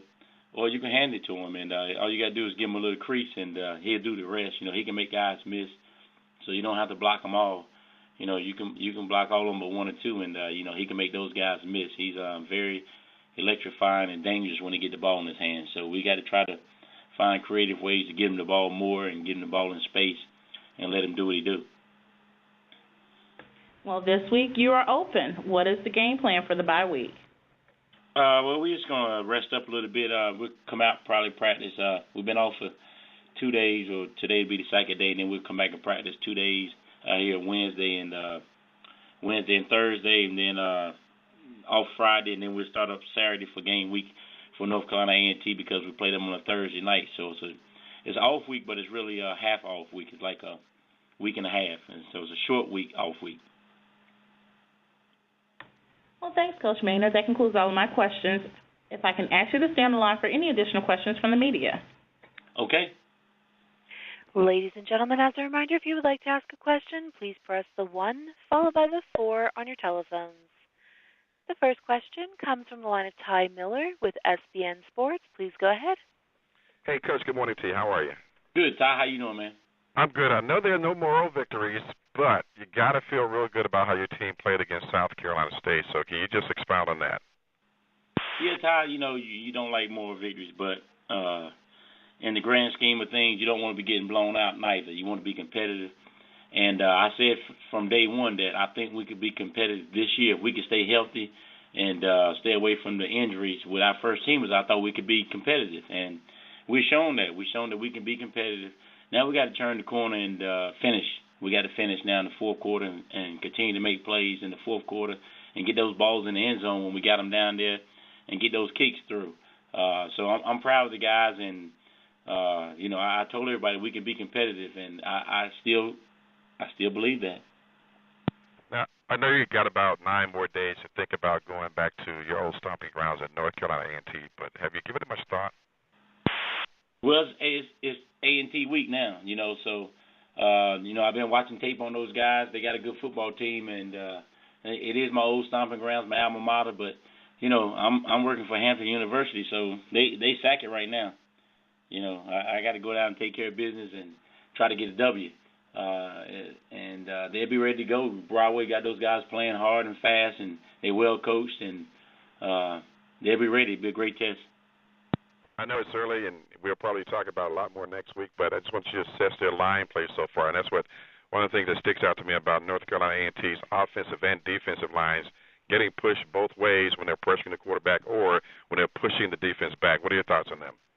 I think you're exactly right, Ty. I've been watching tape on them. Offensive line doing a great job and giving quick time, and then in the running game, defensive line is getting pressure, and that's how you stop running games, and that's how you stop teams from throwing the ball on. You get pressure on their quarterback and get penetration in the running game to shut down the running game. So they're doing all the right things to have a great football team. Quick and Cohen were both banged up this past week, so going ahead, do you prepare for them or do you prepare for both, not knowing the injury situation? Well, they got to play this week, so we'll get that tape and see how much they played or if they played or not, and how effective they were. And we just got to wait and see after they play South Carolina State this week and see how effective they were or if they played or how much they didn't or did play. So we won't know yet until we see that tape and see what they do this week. Knowing what South Carolina State has to offer and how tough that game was for you, in any way, is it kind of a good thing that A&T is taking on South Carolina State prior to meeting you? I think so, Taj. It'll definitely tell us where A&T is, where we are, where South Carolina State is. If it's a real close game, either way it go, that lets us know that we could play with anybody in the league. A&T is right there picked third. South Carolina State was picked second. So, it'll be a good test and let us know where we are and what we got to do. And it'll be a good MEAC football game, and we can learn a lot from it. Okay. Thank you, Coach. Thank you. Thank you. As a reminder, ladies and gentlemen, to ask a question, please press the 1 followed by the 4 on your telephone. It appears at this time that there are no further questions on the phone lines. Well, thank you for joining us this morning, Coach Maynor. Please have a restful week. Yes, ma'am, I will. Thank you. You too. Thank you. Hampton is off this week, but we'll take on North Carolina A&T in its next matchup. That game kicks off Thursday, October 9th at 7:30 p.m., and will be played at Greensboro, North Carolina. That game will also be televised live on ESPNU and ESPN3. Next up, we have Savannah State head coach Ernest Wilson. Good morning, Coach Wilson. Good morning, Patricia. How are you doing this morning, Coach? I am doing great. Well, great, Coach. Last week, you faced Delaware State. Can you talk a little bit about that matchup? Coach Blount did a great job preparing his guys. We went down there, and unfortunately, we had 3 turnovers right off the bat. Led us into before the first quarter was over, 28-0. and with the 3 unfortunate turnovers, put our defense in a bad situation. Ended up coming back a little bit, but with a young football team, couldn't make it all the way back. Ended up losing 35-10. And so they, the good thing was they only scored 1 touchdown over the 3 quarters, and that 1 touchdown was a questionable one. We thought that our corner had intercepted the ball, but one thing we need to do is better offensive productivity and start the games better. Well, Coach, each week you have reminded us about the youth of this team, and this week it's homecoming. How do you keep your young players focused on the game on the field and not the celebrations that will take place off the field? Well, we have very little, I guess, going on this week. It should be interesting to see our kids respond to their most of them first homecoming. But, I just think that I think they feel good that, hey, we're beginning to get this. We're beginning to know the speed of the game, know the strength of the game, everything else, and understand that they can get this thing done if they just focus a little bit more and prevent turnovers. This week you'll face Norfolk State. What is the game plan heading into the matchup on the field? Well, game plan is they got many seniors returning, and they got a really good. I think they have a team that played hard against some of the FBS opponents. Played hard last week and got a win. So we're gonna have to be real focused to beat these guys. Coach is a great coach. He's been really good at what he's been doing for years. And then offensively, they're beginning to move it a little bit, and Coach Hill is doing a good job that way. So, we're going to have to be on, be at the top of our game and do well in special teams. And I thought we did pretty decent last week and just not turn the ball over. Well, thanks, Coach Wilson. That concludes all of my questions this morning. But if I can ask you to stay on the line for any additional questions from the media. Thank you, ladies and gentlemen. As a reminder, if you would like to ask a question, please press the 1 followed by the 4 on your telephone. The first question comes from the line of David Hall with Virginian Pilot. Please go ahead. Hey, Coach. I was just curious about what your top concerns are with Norfolk State. Like I said, they're a very experienced team. They're very strong, up front, and I'm probably thinking more offensively because I'm an offensive guy. But they're a good team, and and well coached. So they got 1 win, so they might feel like they're getting on a roll. So you don't want them to come in here feeling like they're ready to get things done and get on a good roll. So that's my real concern is not to let them jump out on you like they did last week. How impressed have you been with that freshman quarterback they got? He's doing well. I mean, he's moving the ball and he's held his own. They should have beat about 2 or 3 more teams, and I know Coach would probably say that. So he's doing well and he's learning. So he should be, he's not bad. Thank you. I'd like to say hi to my family in Hampton. They read your newspaper. I'll let them know. I'm not far away. Thank you. The next question comes from the line of David Perkins with Sheridan Broadcasting. Please go ahead. Good morning, Coach. How are you? Good morning. How are you doing? Okay. I wanted to ask you about quarterback Leon Punty, who came off the bench and threw for 116 yards. Can you talk about his performance and will he start this week? Well, and then I'm not going to pull any punches. He probably will start this week. Leon had to serve a 3.5-game suspension, so that's when we finally got that thing over with. We don't tolerate anything negative in our program. But I think that Leon's going to be good. I think he's been working hard even when he wasn't in. And, he realized some of his mistakes outside of football, and then at the same time, he gave great looks on the scout team for the first couple of weeks and whatnot. And, I think he got a little bit gassed in the game the other day. But I think he's going to be prepared and ready to go for this week. All right, Coach. Thank you. That's all I had. Thank you. All right. Thank you. The next question comes from the line of Ronald Shields with Tigers Roar. Please go ahead. Good morning, Coach. Good morning, Ronald. I just got one quick question for you. Can you talk about the pressure teams have been getting on your quarterbacks this season? Well, we really haven't had too much now. We've had sacks, and some of the sacks have come because the quarterbacks have held the ball. There's never a reason for a sack to be in three-step game. So I blame the majority of them on the quarterbacks. Now, the young line is learning how to defend bull rush and whatnot, but they're doing pretty good. The first couple games against FBS, we only gave up 1-2 sacks, but then after that, if you look at it, most of the sacks have come towards the end of the game and not at the beginning of the game. So we just got to stay strong for all 4 quarters and stay focused. All right, I'm sorry, I got one more question. What would it mean for you guys to win the homecoming matchup, your second home game, but would be your first win on the season and your first win against MEAC competition this year? Well, with a young football team, you want to stay focused, and we feel like in the future we will make a big step and real soon to be one of the football teams in the MEAC, top teams in the MEAC, and I think that for us to beat Norfolk State, and it will give us some validity to our coaching, it will give some validity to our players, and just really make, the alumni feel good as they go off the field. But, I really want to do this for my coaches and for my players, so that's what I'm really thinking. All right. Thanks, Coach. Thank you. Thank you again, ladies and gentlemen. As a reminder, if you would like to ask a question, please press the 1 followed by the 4 on your telephone.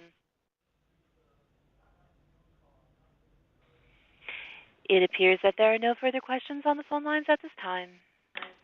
Thanks again for joining us this morning, Coach Wilson. Best of luck to you and the team this week. All right, thank you. Have a great week. Thank you, you too. Savannah State will host Norfolk State in its next matchup. That game kicks off Saturday, October 4th at 1 p.m. and will be played at the Ted A. Wright Stadium in Savannah, Georgia. Next up, we have South Carolina State head coach Buddy Pugh. Good morning, Coach Pugh. Good morning, Patricia. How are you? I'm doing well, Coach. How about yourself? I'm doing good. Well, first, Coach, congratulations on capturing your 100th career victory last week. Well, thank you so much. It was a long time coming. A lot of people involved in that 100 wins, coaches and players and administrators and all the different kinds of people who've been involved with South Carolina State football over the years. So I appreciate it, but I mostly just take the whole deal with a little bit of let's see if we can move on to see if we can get number 1-on-1. Well, no problem, Coach. Let's talk a little bit about the matchup. Last week, the Bulldogs pulled out a victory against Hampton. Can you talk about the game? Well, it was a tough game for us, and Coach Maynor and his crew, I thought, had a nice plan.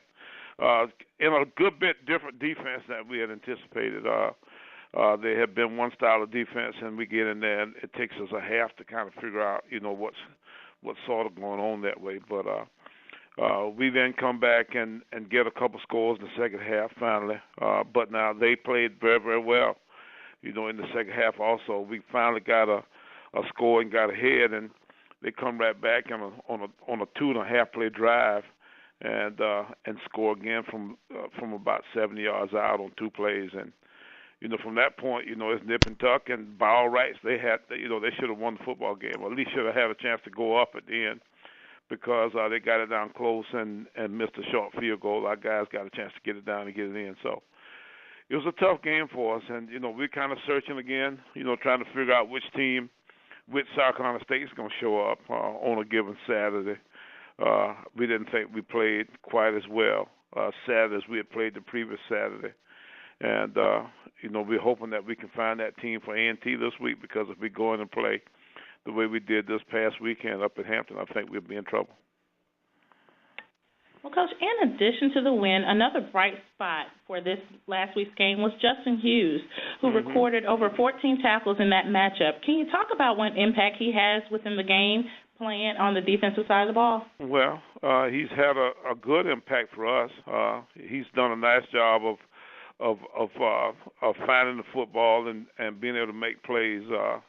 Through most of the season this year, Justin had been relegated to somewhat of a backup role last year as we played our season through, and then through the change of coaches, he seems to have caught on to a little bit different style of defense that's helped him a bunch. So I'm happy for Justin because he really is having a good senior season, and anytime you at the end of your career that way, the very last thing you want to do is finish up in anything but your very best. Coach, a pretty tough showdown is brewing this week as you face North Carolina A&T in the Atlanta Football Classic. Can you talk about the game? Yeah, tell me about it. It is a tough game brewing. Coach Broadway and his crew up at North Carolina A&T have really done a nice job of getting that program back at the forefront of our league. And, by all rights, they really ought to be 5-0. They lost the first game of the year to Coastal Carolina when they had them, dead to rights there. And then they won the next 4 games. So, they are about as good as any team I've seen around here in a while. And, and it's a young team, too, because they've got maybe 3 or 4, maybe 5 guys that played a good bit on their offense returning and maybe a little bit more on defense, but a good bit of their back end.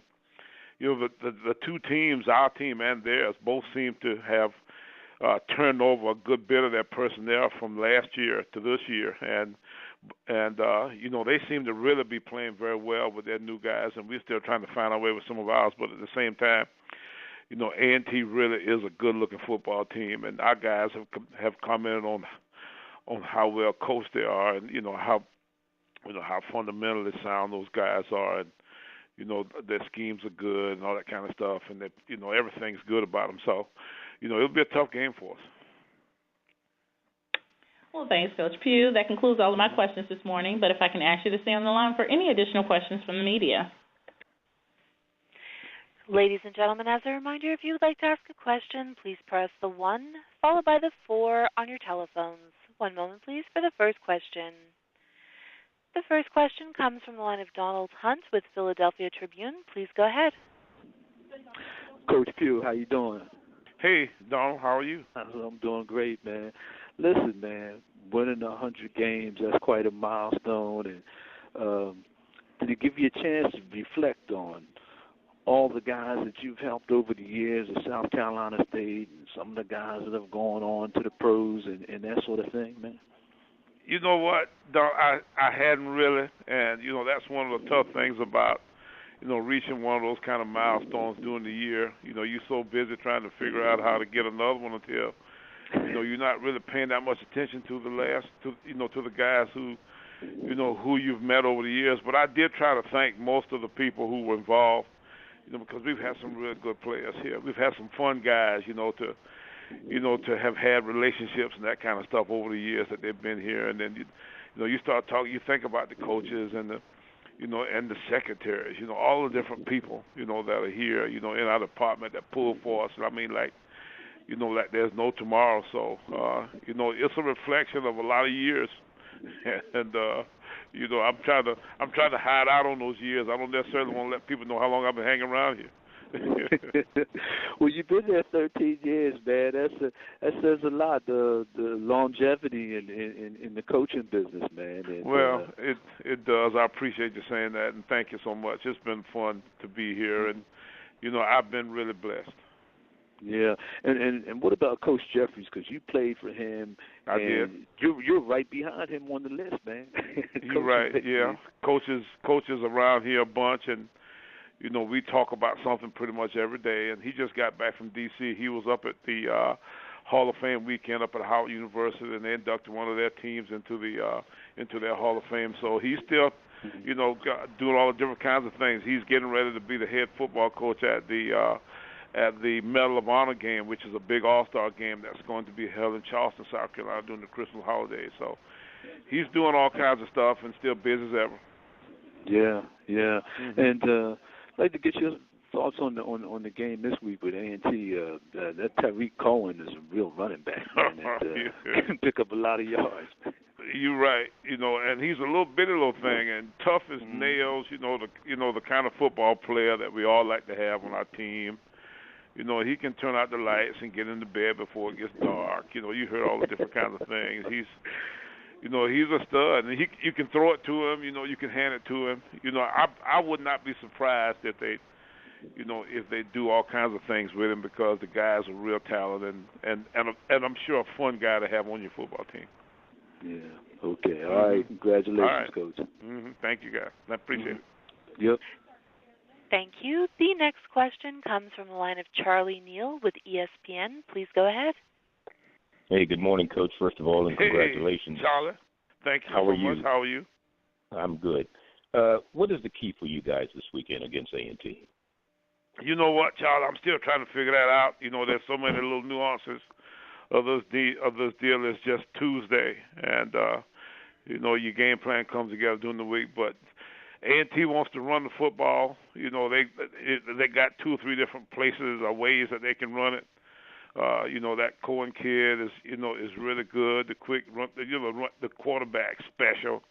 And he kind of reminds us of the old tough South Carolina State guys, the Nate Rivers and those kind of guys. He's fast and tough, that kind of stuff. And then they got skill outside, but then at the other end, you got to score against these guys. And Rod's been such a great technician of defensive front play over the years that it's hard to get much going up front in the run game. So you got to figure out, and that's right at the heart of what's generally our strength. So they've been a tough matchup for us every year we played them.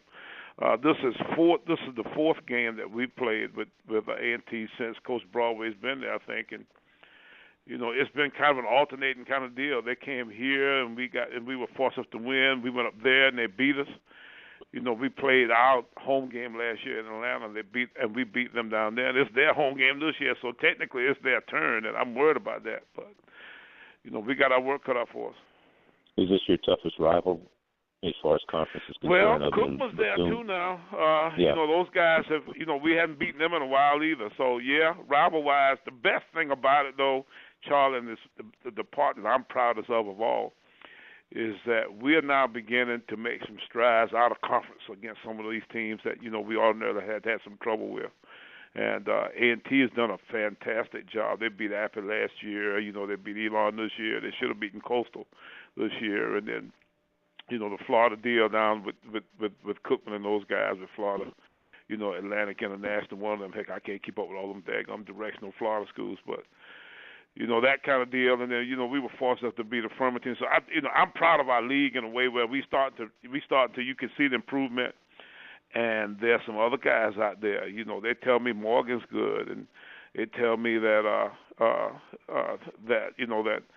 that we've got our work cut out with us with Central, and those guys will be. So there's enough good young football coaches in this league that I think you'll only see, improvement from this point on. And so I can't say that it's just A&T. I think it's a bunch of them out there that can give us a hiccup. Heck, Hampton should have beat us Saturday. Let me tell you, Connell Maynor did a fantastic job Saturday, so I got to give him credit too. Yeah. But they're learning from the best, Coach. You're the dean of the coaches in the conference. Well, I'm just the guy who's been here the longest. As far as me, I'm learning more probably from them than they are from me. I'm watching more of their tape than they are mine. Good luck. Thanks, Charlie. Thank you. The next question comes from the line of David Perkins with Sheridan Broadcasting. Please go ahead. Good morning, Coach. Hey, David. How are you this morning? I'm doing fine, thank you. I had 2 questions about the Atlanta Football Classic. First, can you talk about what this Classic means to each school and specifically with your team? How do your players feel about playing in the Georgia Dome? Well, you can just imagine, David, we've got a bunch of guys on our team from the state of Georgia. And, this game has been such a, high-profile style kind of game over the years that, they all know about it and have heard about it over the years. So, it's a fun deal for us to be a part of. And, as far as the 2 schools are concerned, I've been proud of the fact that both A&T and us have been able to, put together a deal where, we can do a little something each year that way. You know, we can make a little finances, a little revenue each year, as opposed to if I had gone to A&T, then, you know, it would be strictly me going there on my own dime, whereas now when I go to A&T, when we play at a neutral site this way, we both make a little something each year that way. So, you know, it becomes a beneficial part of the whole deal in that, you know, I think we do a little bit better financially that way. And then add to the fact that, you know, that it's on TV and you get the high profile kind of style of audience and that kind of stuff. So, you know, there are lots of different caveats of the whole process that really are special, and I think that it's a good deal for both of us. All right, Coach. Thank you, and good luck Saturday. Thank you very much. Thank you. The next question comes from the line of Ty Miller with SBN Sports. Please go ahead. Coach Pugh, good morning to you. How are you? Morning, Ty. How are you? I'm good. You mentioned some Joe Cool Papa Bell stuff about, you know, turning the light off and getting in bed before it gets dark. And that's one guy on that team that you're going to watch out for, Desmond Lawrence, number 5. You seen this guy cat quick? What are your thoughts on him? Well, you know, he's special, and you know what that does is it takes so much of the limelight off of Cohen. You know, you've got to, you know, be able to play the pass and the run with these guys, and you know, you throw quick in there with those guys. You know, they got enough weapons that you got to play them honest. So, you know, it's a tough deal to defend these guys. They spread you out. They make you defend the field. You know, they play all these great players. They make you defend all the different kinds of possibilities of what they can do to you. So, you know, it's a little bit scary trying to figure out how to stop these guys. One thing Coach Broadway said earlier this year that he has weapons. Now, Cohen was out of the game this past weekend against Howard, and then they had a guy by the name of Marquell Cartwright who had over 100 yards rushing. Your thoughts on him? Well, that just shows you how. Well, I guess first of all, I guess that's a big deal for the offensive line too, because you put a guy back there, you know, who had not been quite the high-profile guy that Cohen was, and they still continue to go business as usual.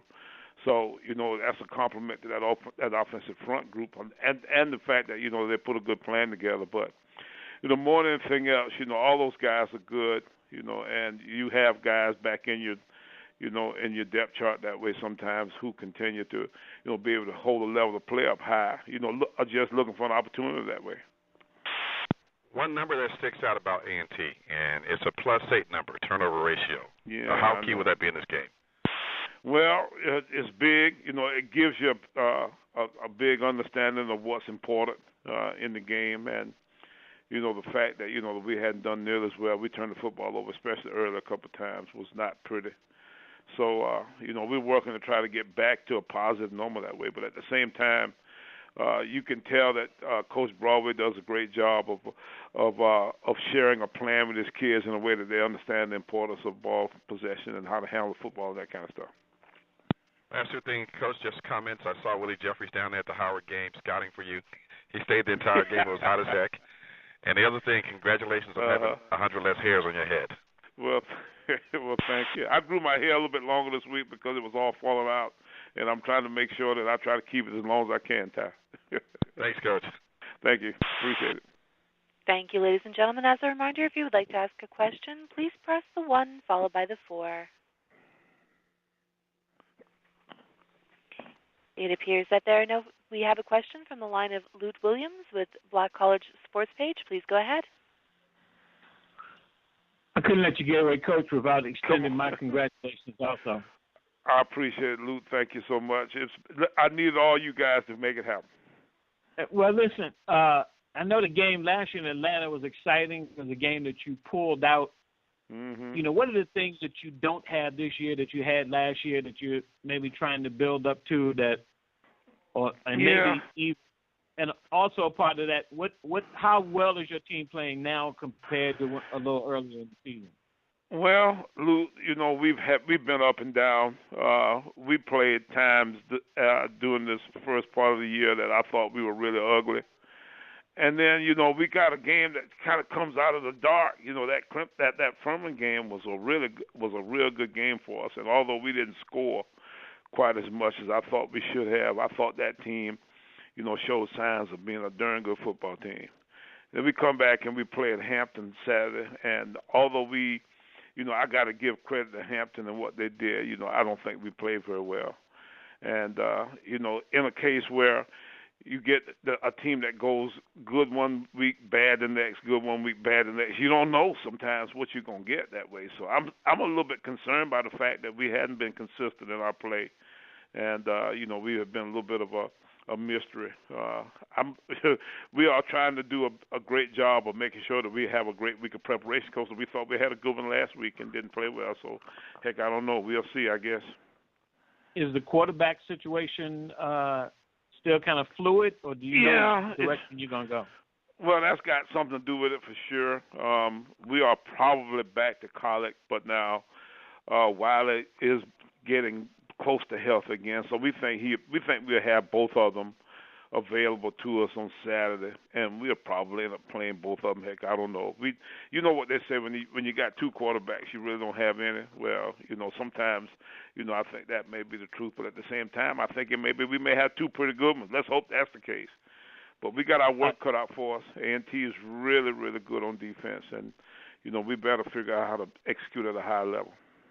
Well, offensively, are you more? Is it? Do you have a young line, or are you more concerned about the lack of production in your passing game? Well, a little bit of both. Our offensive line is a little bit young, but we've got some experience there too. But our center's new. One of our tackles is new. One of our guards new. So we got 3 of the 5 that are new there. Our quarterback being a little bit inconsistent at this point, it's probably got as much to do with our issues as anything. But at the same time, they sometimes come out of a phone booth on you, and you don't know what the heck happened, but you're hoping, that whatever that happened, it'll continue. But then it doesn't last. So, heck, I don't know. We'll see. Good luck Saturday, Coach. Thank you, Luke. Appreciate it. Thank you. There are no further questions on the phone lines at this time. Thanks again for joining us this morning, Coach Pugh. Best of luck to you and the team this week. Patricia, I appreciate it. No problem. Mm-hmm. South Carolina State will travel to Atlanta, Georgia to take on North Carolina A&T. That game kicks off on Saturday, October 4th at 3:30 p.m. and will be played at the Georgia Dome. That game will also broadcast live on ESPN3 and tape delayed on ESPNU beginning at 10 p.m. Next up, we have North Carolina A&T head coach Rod Broadway. Good morning, Coach Broadway. Good morning. How are you? I'm doing well, Coach. How about yourself? I'm good, thanks. Well, Coach, last week, first conference victory of the season as you defeated Howard. What are your thoughts regarding the game? Well, it was a good win for us. I think Howard's, they match up really well with us. We match up really well with them, and it was a tough game. Physically it was a tough game.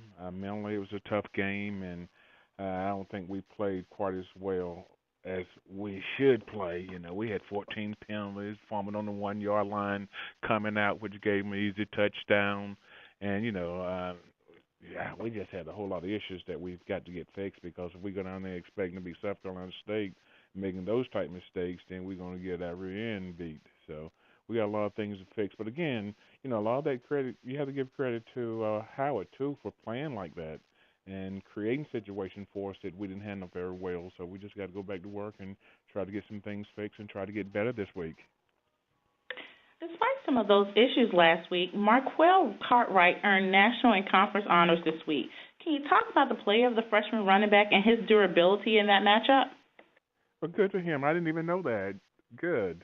He's a really super kid, and he's tough. He's physical.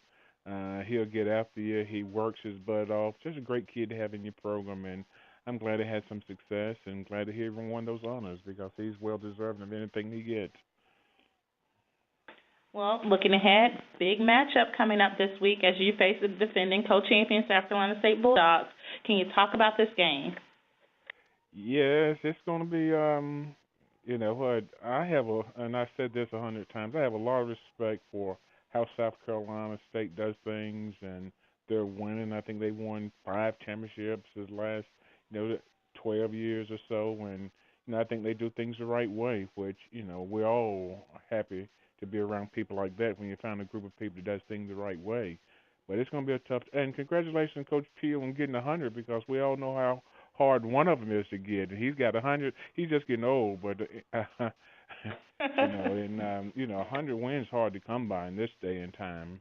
But again, I think South Carolina is a good program. I think they do a great job year in and year out. And every year I've been here, we go up to Norfolk for the thing. They pick to win it or second in the league. So they're where we're trying to get right now. Well, thanks, Coach Broadway. That concludes all of my questions this morning, but if I can ask you to stay on the line for any additional questions from the media. Thank you. Ladies and gentlemen, as a reminder, if you would like to ask a question, please press the 1 followed by the 4 on your telephone. The next question comes from the line of Thomas Grant with Times and Democrat. Please go ahead.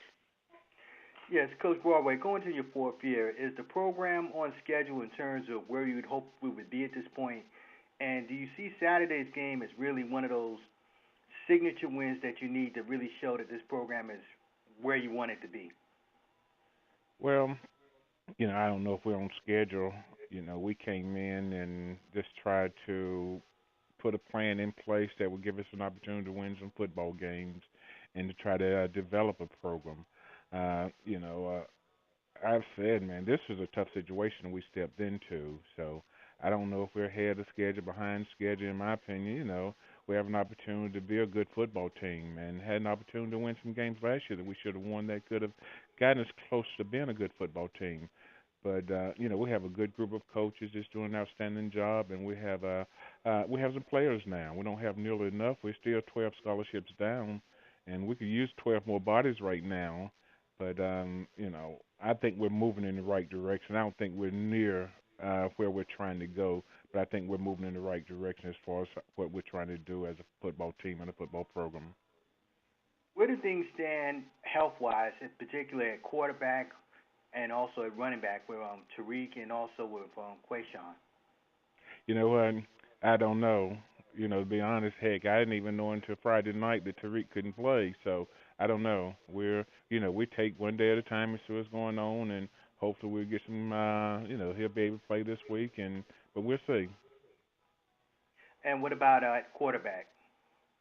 Same thing. We'll see. He's doing a little bit better today than he was doing yesterday. So hopefully, he'll continue to make progress. I guess what do you need to do this year against South Carolina State that you weren't able to do last year? Well, protect the football.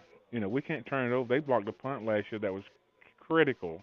And we got to make some plays. We hit a double move on them last year. We had a guy wide open. He missed a ball that would have been an easy 6 that probably could change the feel of the game a little bit at that point. But, I'm saying South Carolina they do a good job. I'm impressed with what they do, how they do it, and, able to win every year. So we just got to go play and play well. Last week effort is not going to help us this week against these boys because these boys are pretty good. And finally, Coach, just talk about the leadership of your senior linebacker, Devontae Grant. He's outstanding. He was of course, when we first got here, we didn't have any scholarships, so he was a walk-on kid that developed into being probably one of the better players in this league. And he's doing a good job for us. I wish we had some more seniors like him. Unfortunately, we only have 6 seniors on the football team, so we lean a lot on him to provide us with leadership because he's one of the few that we have. Thank you, Coach. Thank you. Thank you. The next question comes from the line of Charlie Neal with ESPN. Please go ahead. Hey, good morning, Coach. How are you? I'm good, man. How you doing? I'm good. Let me just ask you, what have you learned about this team that you have this year at this point of the season? Any surprises or disappointments? I think the character of our team has really shown up, where the guys, they just keep playing. One of the things that we say around here every day is, we try to get our guys to understand if something good happens, keep playing. If something bad happens, keep playing. And we're getting them close to playing 4 games now. Where before, we would play 2 or 3 series really good, then 2 or 3 series very, very bad. And the thing that we've been able to do is we've been able to close the distance between our really good and our really bad. There's too much space between the two. and we had to bring our bottom line up a little bit, which we've been able to do a little bit, and we're getting a little bit better in that area. And when you can close that distance a little bit, it's going to make you a better football team. What's the key this week against the South Carolina State team? Stopping the run. We got to stop the run. We can't let them get on their tear running the ball, and we got to try to force them to throw the ball. And once they throw it, we got to, be fair. Going to make some good tackles. And the second thing, I think we've got to protect the football. We can't turn it over against these guys. And these guys, they run. They can run on defense. They're physical. They get after you. Well coached. It's going to be a good matchup. Hopefully. All right. Good luck, Coach. Thank you. Thank you. The next question comes from the line of Ty Miller with SBN Sports. Please go ahead. Hey, Coach, good morning. How you doing? Nice seeing you this weekend. Yes, thank you, Ty. I appreciate it. Same here. Coach, now, I know they talk about, the skill positions. I know you have some skilled players there, but, you talked about you got 7 seniors or 6 seniors, but one of the guys you have is on that offensive line, and that's the William. Is that Robinson, the number 71, your right guard? How much does he help the guys on the offensive line, being that you got freshmen and sophomores there? He's doing a good job for us.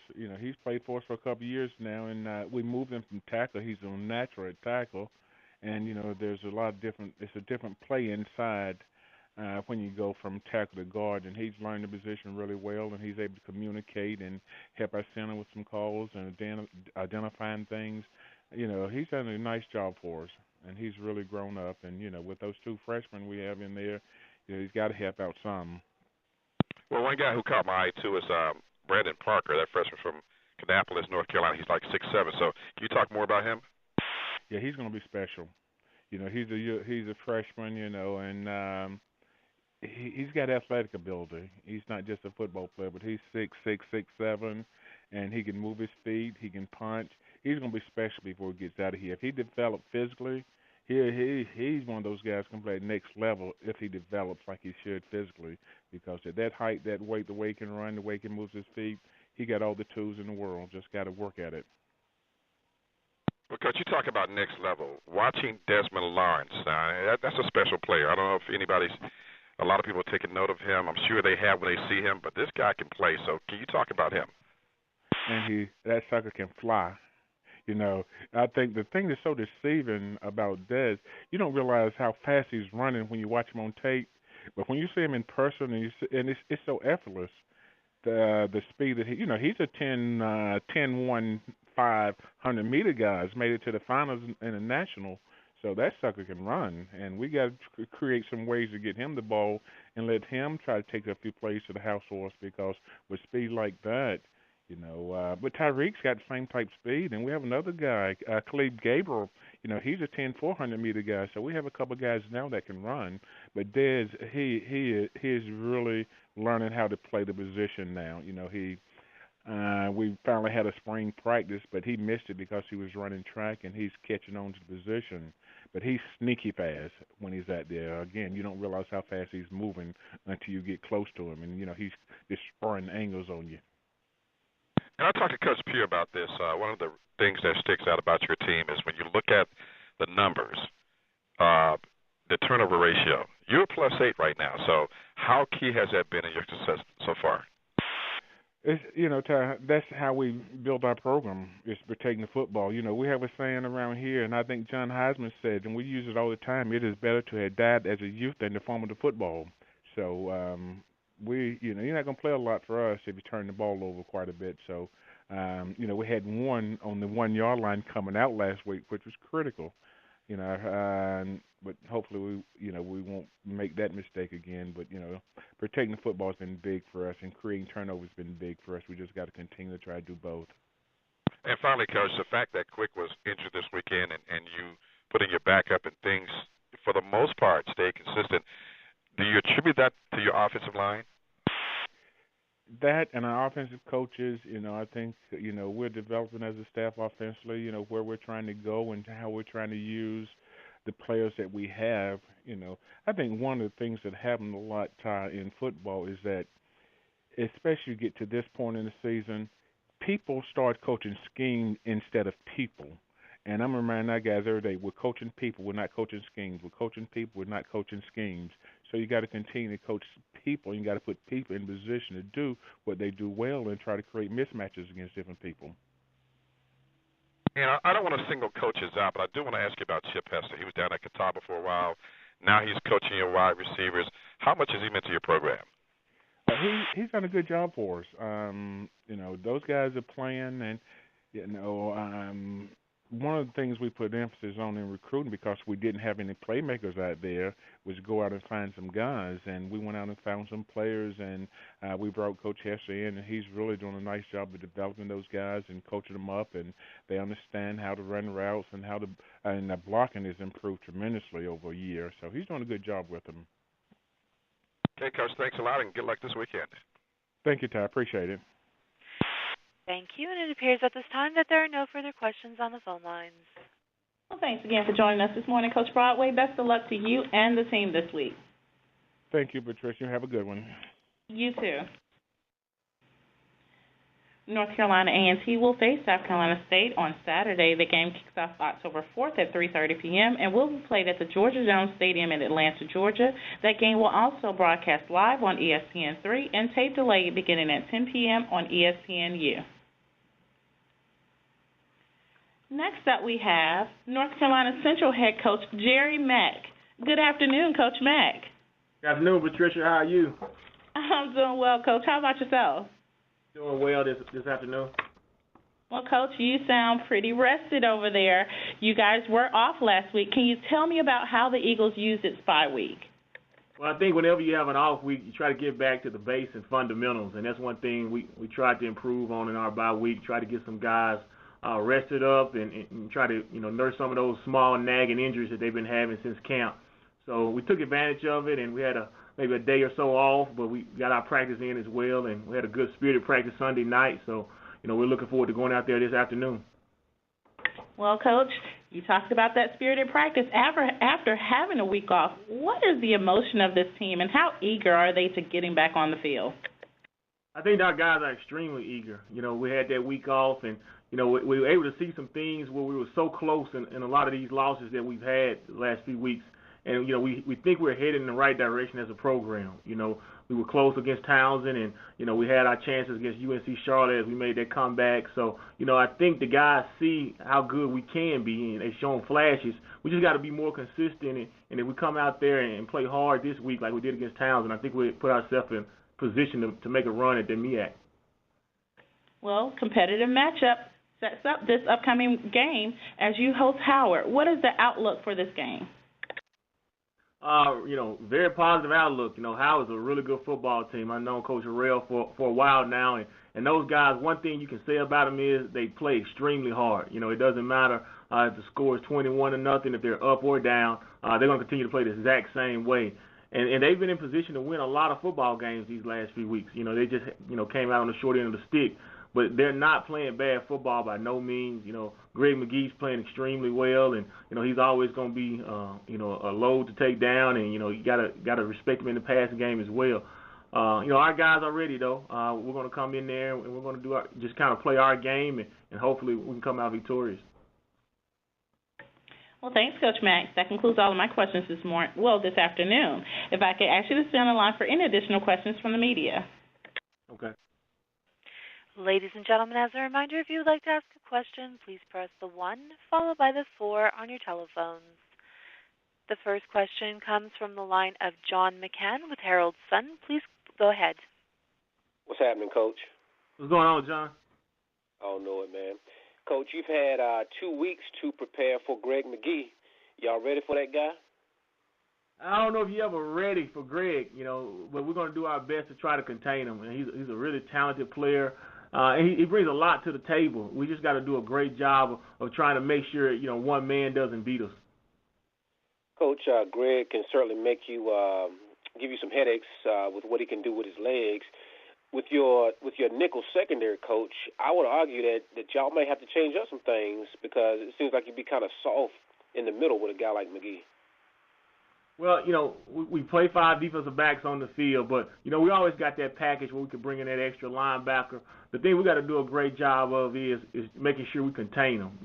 Like I said, he does some great things with his legs, but, you can't let the passing game get away from you as well. I mean, he's probably the top returning leading passer in this conference, and he's doing a really good job this year throwing the football. So we just got to make sure that we kind of have a good balance and throw a good mixture at him to keep him off balance a little bit. Howard's receivers, they've been dropping some balls. Is this the kind of game where you tell a guy like Mike Jones back there in your secondary who ain't scared to talk, do you kind of tell him to get into those guys' ears a little bit, or is Mike going to do that anyway? I think that's just part of Mike's game. Him and Ryan, they do a really good job out there of trying to play mind games with those receivers.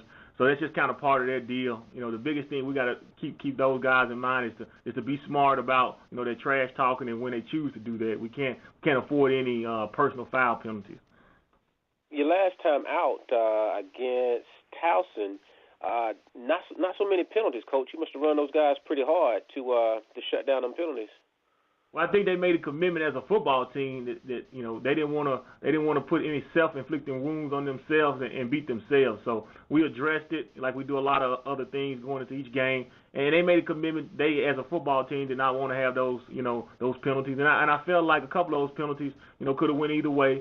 So I thought we did a good job of reducing those penalties, and hopefully we can do the same this week. And lastly, Coach, but in the preseason, not much was expected of you guys, predicted to finish 8th in the MEAC. Now you're getting ready to get into your conference schedule. Do you guys take any, ego boost? I wish I had a better word for you. Do you guys take anything from the fact that, you guys went down to East Carolina and, did what you did, but at least they didn't hang 70 points on you like they did against UNC and FBS school? Do you take that into the MEAC schedule, saying, we can ball?